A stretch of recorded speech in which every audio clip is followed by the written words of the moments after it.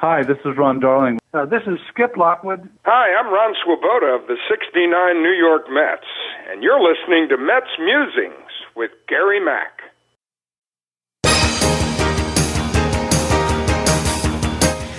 Now it's time for some New York Mets baseball talk.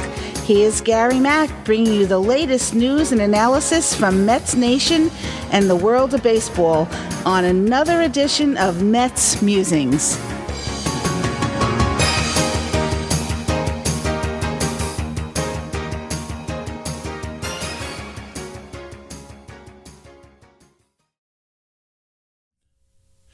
Hello, everybody, and welcome to another edition of Mets Musings. Hope you all had a great week out there.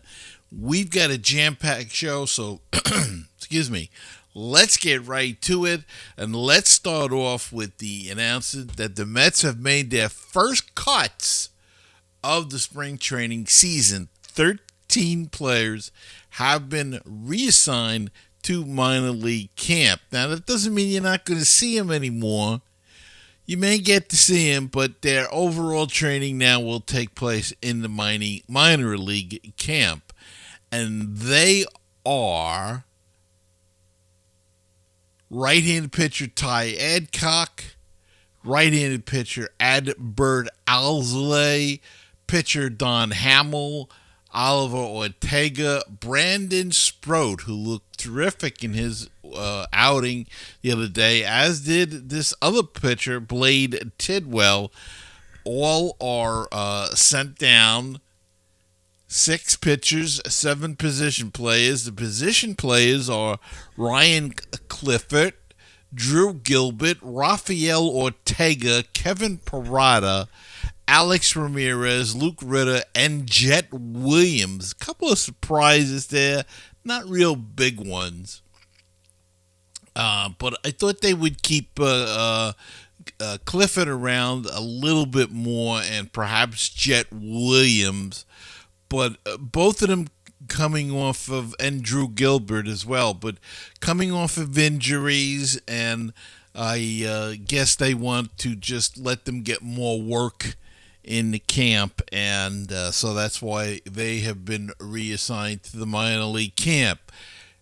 As I said, that they can call those guys and bring them in for games and stuff, so it's not really much of a it's much ado about nothing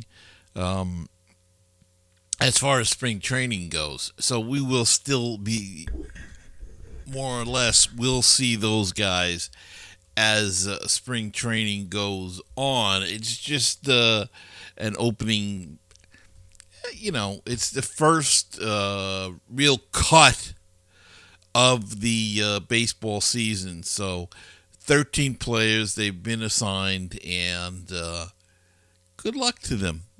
If they go on, we're going to see these guys again, especially Sproat, Tidwell, I think Jet Williams. I think if they go and they get hot and the Mets need somebody, these guys will return, especially in the pitching. But good luck to them down there. Now, Nick Madrigal, who the Mets signed, and he had a great chance of making a club out of spring training as a utility infielder. He fractured his left shoulder. He will undergo surgery, and it looks like he will miss the most of the season. Nick, we didn't even get to know you. It's a real shame. He had a big opportunity here, had his shot, and just the injury bug got to him. And, gee, what a shame. So good luck to Nick as he recovers. Now, Carlos Mendoza, the Mets manager, was asked about this, and he felt that he was comfortable with the options that they have in camp. So we'll see. Of course, the options are Kuna and Beatty, it looks like, at this point in time. Maurizio's still not ready to go, has not done much yet, but So far, it's those two guys, and they've even moved them around to different positions now. Beatty played some second base yesterday. Acuna played third base for the first time yesterday. So they're trying these guys out at different positions. Now, I understood that they really would like Acuna to get a little bit more seasoning. So my estimation is a good chance that Acuna will start the year in Syracuse with Donovan Walton making the team as well as Beatty. Beatty having a terrific spring training with the bat. And the glove so far, he's played very well. So he could get the start at third to start the season. Or not, I'm sorry, Vientos will be there. He could make the bench, though, as a utility player. And him and Donovan Walton could fill out the roster. We'll see. There's still a couple of weeks left of spring training. We'll see how that shakes out. Both Acuna and Beatty could make the team to give the team really some more depth. Beatty also played some outfield. I think Acuna played a little bit of center field. Not a lot, but it's an option, and the Mets like versatility in their players. Kodai Senga made his debut the other night, and he was very impressive. He was able to get through his 2 innings of work, and he allowed just 2 singles while throwing 31 pitches, 21 for strikes, and he struck out 2 across those 2 scoreless frames. He maxed out at 96 miles per hour with his 4-seam fastball and mixed in all of his pitches, and even a new sinker that he's been working on looked pretty good, and the gyro slider that he always threw was nasty, and he used it to pick up his second strikeout of the evening. The sinker we mentioned, he's just developed it. It's still a work in progress, but Mets manager Carlos Mendoza feels could develop into a real weapon for Senga if he can get comfortable leaning on it in big spots. And that's the big thing with a pitcher using a pitch in big spots and feeling comfortable with it. David Peterson also took the mound the other night, and he looked great as well. He looked extremely sharp as he cruised his way through the Miami Marlins order, allowing just 1 hit while striking out 5 across 3 scoreless innings of work. Max Kranak also looked good in his appearance. He grew up a Mets fan, and he has struck out 6 batters, and he's yet to allow a run in 3 appearances. So Max Kranak making a bid to make this team out of camp. Tyler Zuber also looked okay. He had some command issues, as was the case in the minors last year. But he's also put 3 consecutive scoreless appearances together this far into the spring so far. So keep your fingers crossed. So maybe the Mets will discover somebody good. Tyler McGill had a good outing in yesterday's game. So the pitches are starting to come through, hopefully, and we will see some of them as we go along, and they'll have a lot of decisions to make. But anybody can pitch well and take up the gap for Montes and Minaya until they can come back in a month or so, it's going to be nothing but, good things for the Mets. They got to get off to a good start and carry themselves through the summer.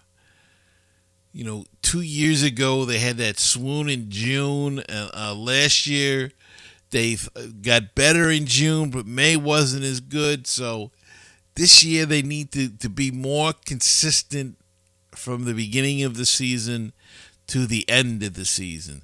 So we'll see. They're a little bit more hard in the team.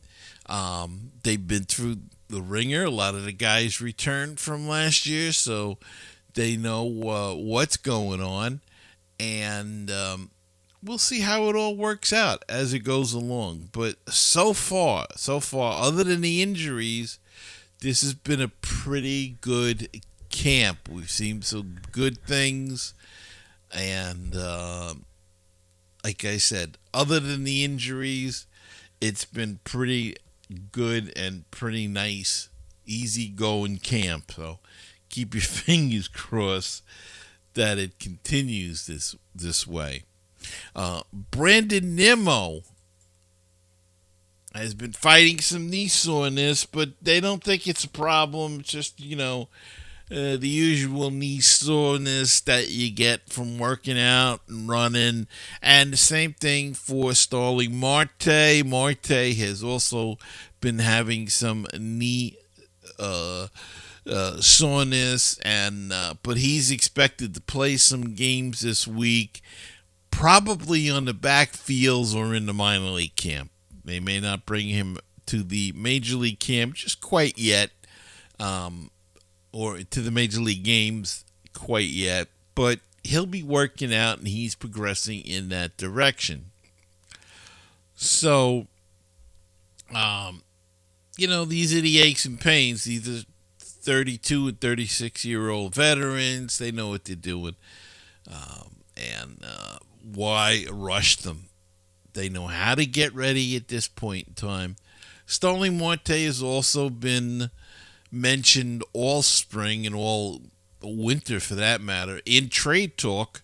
The Mets had talked to the Kansas City Royals, and apparently the Royals are still interested.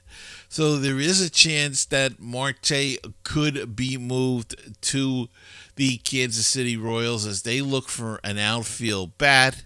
He may not be an everyday player anymore, but I'm sure he could handle some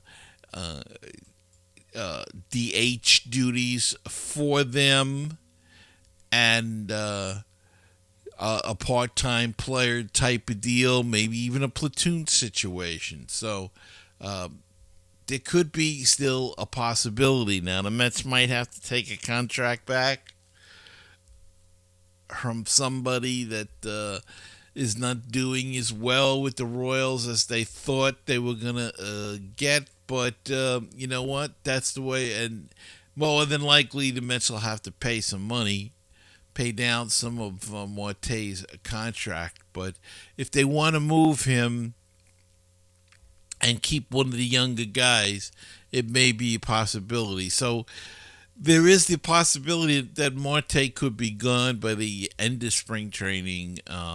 You never know about these things. They could trade him the last day. Guys have been gone the last day of spring training, so we'll see what shakes with that. All right, we're going to take a break here and come back with part 2 of my interview with Len Ferman, author of the book, the 1973 book, 1973 Mets, You Got to Believe. So listen to this message, and then we'll be back with Len. Baseball and BBQ, your place for interesting baseball talk, opinions, and history. Baseball and BBQ, your place for barbecue recipes, tips, and interviews from the world of barbecue. If you like baseball and if you like barbecue, then tune in to Baseball and BBQ. Find us on iTunes, Stitcher, Google Play, and BaseballTalkRadio.com.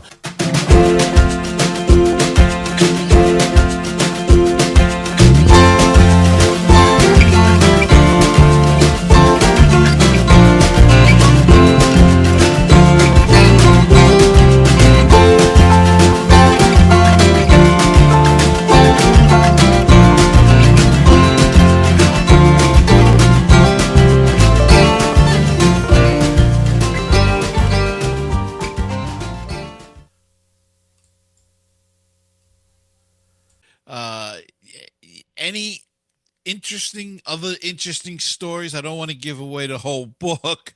Uh, that you found that really stuck out in your mind.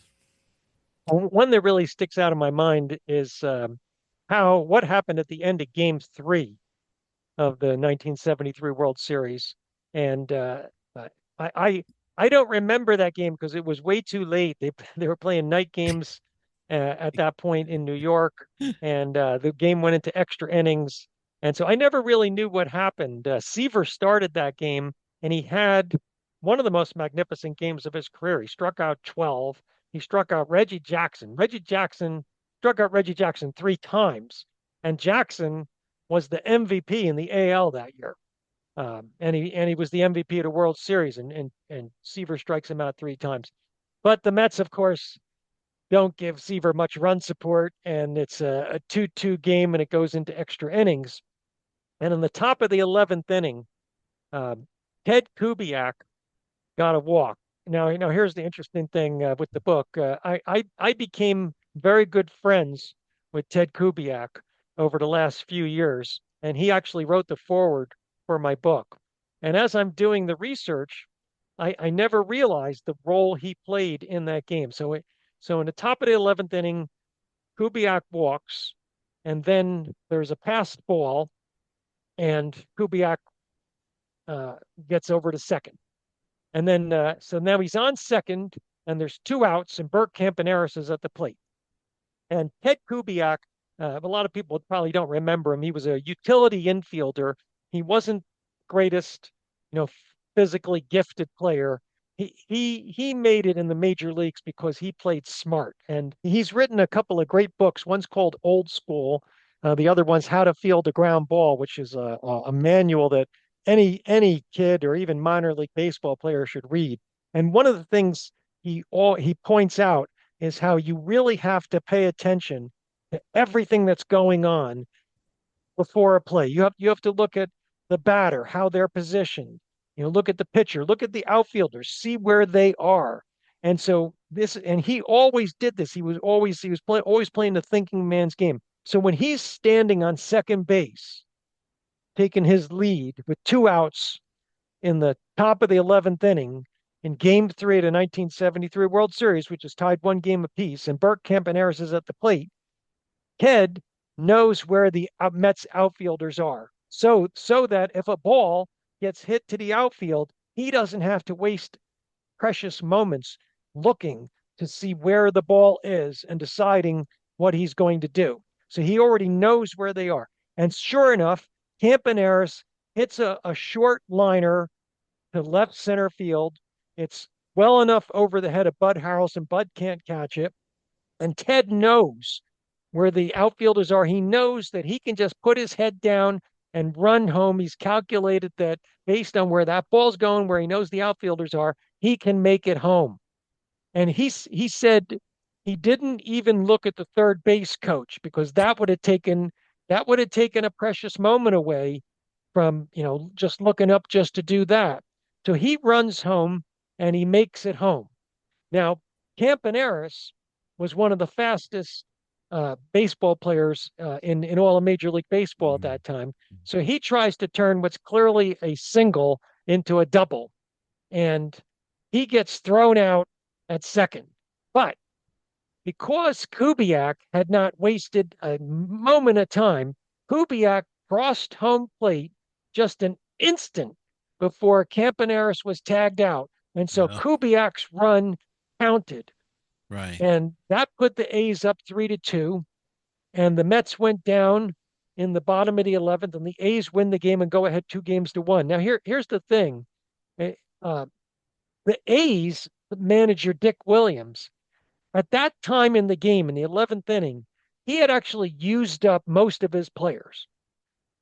The Mets had a lot of players left on their bench. So that was a big advantage for the Mets if the game keeps going. Plus, they're playing in New York. It's very cold. It's at night. It's not, this is not to the A's advantage. The longer that game goes, the more the Mets had the advantage. If Kubiak had not scored that run in the top of the 11th, in all likelihood, the Mets would have won game 3 and taken a 2-1 lead. Now, what happens next is in games 4 and 5, the Mets pitchers just go into total lockdown mode. Matlack doesn't allow an earned run in game 4. Kuzman doesn't allow an earned run in game 5. And if the Mets would have won game 3, they would have won the World Series 4-1. And so in my book, I called that the most important play that cost the Mets the World Series was Kubiak's heads up base running in the top of the 11th inning. And I know you have a great story in the book. I don't know if you want. I don't want to give away the whole book, but you have a great story in the book about You Gotta Believe and how that came about. Do you want to relay that to us? It's a truly magical story that transcends sports. So, kind of the background on this story is a lot of the stories that are in the book were originally Substack articles that I wrote in 2023. And one of the Substack articles I wrote in September 2023 was the excitement, the sheer excitement I had the first time I spotted the phrase or anything like the phrase "you gotta believe" in print in a newspaper archive. I knew, of course, I knew about this iconic phrase. And so I knew at some point I'm going to see it in the newspapers. And as I got through the end of August and into early September, every day I thought today might be the day that I see "you gotta believe" in print in a newspaper. And what it really shocked me that it took all the way till September 19th until a New York area newspaper finally had anything that approached that phrase in print. And it also surprised me that I didn't find it in the New York Times or the New York Daily News. It was in Newsday, the Long Island newspaper, and the writer was Joe Donnelly. And it wasn't the phrase as it's been canonized, the colloquial "you gotta believe." It was literally the way it is in my book. You've got to believe. That's why I made that in the title of the book. So the first time that phrase appears, it's "you've got to believe" spelled out in correct English. And so it's writer Joe Donnelly. So I wrote a whole article about how excited I was finding you gotta believe in print or anything like "you gotta believe." So that's in September 2023. Now, 3 months later, Christmas Day, 2023, I get a text message out of the blue from a woman who tells me she is the daughter of Joe Donnelly, the sports writer, and Joe passed away just over a year ago, before Christmas in 2022. And the family was so distraught when he had passed away in December 2022 that Christmas didn't feel like Christmas that year. So a year later, Christmas Day 2023, the family's going to get together, and now they're really going to celebrate Christmas as Joe Donnelly was a true believer, and Christmas was a very special holiday for him. And so the family was getting together, and she finds my article on Christmas morning, and it just stunned her. And she shares it with her family, and she texts me on Christmas Day. She texts me about how incredible this is to find this article on Christmas Day. And so several months later, I was able to interview both her name is Julie, and her brother Mike. And they told me the whole story about how Christmas was such a special holiday for their father and their family, and to find this on Christmas Day, they took it as a sign, what they called a wink from their dad. They said the whole year after their dad had passed away, he when he was alive, he had a great wink, and he would wink at people. And they said the whole year after he passed away, they they were experiencing little things that they would call winks, that they felt like they were signs from their dad. And then when they find my article on Christmas Day, that just felt like something truly mystical to them. So I documented this story because it's such an incredible story. I documented this in the last It's the last chapter of my book. Well, it sounds fascinating. It's a terrific book, and I hope you sell a lot of copies of it. And why don't you tell the people where they can find the book at? Yeah, absolutely. So the easiest way to find it is on Amazon. It's on most major online booksellers, but Amazon's probably the best place to go. It's got a nice description. You can see all the great reviews. And the name of the book, so you just go into Amazon and search The 1973 Mets, You've Got to Believe. Now, you can also go to my website. I have a website, thesportstimetraveler.com. So it's just www.thesportstimetraveler.com. And on the homepage of my book, homepage of my website, there is a link about the book, and it describes the book, and it provides you links to Amazon and Barnes and Noble and some reviews about the book. So either go to Amazon and type in the name of the book, or you can just go do a Google search. Just type in the 1973 Mets, You've Got to Believe, or just type in, when I want to find it, I just type in 1973 Mets book, and and you'll find it that way. It'll be the first thing that comes up. Okay. Well, Len, I want to thank you for taking the time out of your schedule to come on today. And thanks so much. And I hope everybody goes out and picks up your book, and it's a big success for you. Well, thank you so much. This was so much fun, and you do a great job as a host. Thank you. Oh, thank you. And I'll be back right after this.